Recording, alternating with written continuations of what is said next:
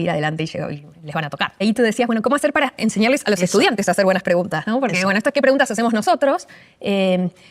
¿Cómo hacer para que ese hábito de hacerse preguntas sea algo continuo, que se lo lleven como hábito? Y para eso, uno de los secretos es dar muchas oportunidades seguido, no como algo que pasa una vez cada tanto, sino como algo que pasa como rutina en el aula desde bien pequeños hasta la universidad, hasta que los alumnos son más grandes, de formular preguntas sobre lo que estamos trabajando, ¿no? Hay una rutina de pensamiento que a mí me encanta que se llama veo, pienso, me pregunto.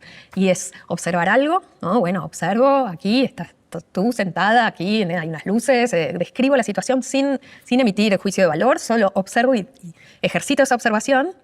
Pienso, ¿qué pienso sobre lo que veo? ¿Qué infiero? ¿Qué suposiciones hago? ¿No? Bueno, pienso que estás tranquila, pienso que estás contenta, ¿no? En esta situación. Pienso que estamos conversando de algo que nos interesa.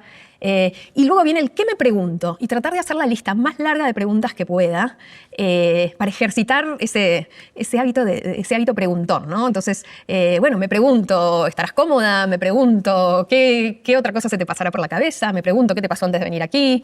Entonces, instalar en distintas cosas que vamos estudiando momentos para que los estudiantes hagan preguntas, y no una, sino muchas, y ahí el registro, los diarios de preguntas, ¿no? Lugares donde puedan hacerlas por escrito, son claves para que eso se empiece a generar. No sucede solo, ¿no? Hay que trabajarlo como todo.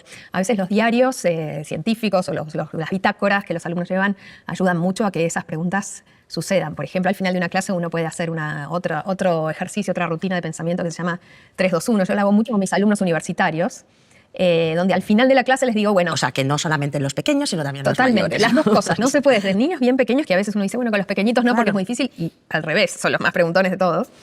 Y también con los más grandes, ¿no? En una época yo daba clases muy masivas en la universidad, como de 100 personas, y me pasaba que al final de la clase había algunos que muchos no habían hablado. Yo no sabía qué se habían llevado en la cabeza. Me quedaba como con esa sensación de qué pasó, ¿no? Había algunos que participaban, yo trataba de que participaran muchos, pero había un montón, no tenía la menor idea. Entonces, al final de cada clase, en un papelito, les hacía una actividad que se llama ticket de salida y hacíamos ese 3-2-1, ¿no? Y era 3 ideas claras que te llevas de la clase, 2 preguntas que te haces, ¿no? Y ahí, ¿no? Tenían que pensar en la pregunta, y una duda que te lleva. Y eso hacía, por un lado, que yo como profesora me iba con una pila así de papelitos leyendo a mi casa. Era muy interesante porque era ver como un poquito dentro de esas cabezas, ¿no? De qué habían entendido. A veces las ideas claras que habían entendido no estaban bien y yo las tenía que retomar en otra clase. Y era como un gran termómetro de lo que había pasado.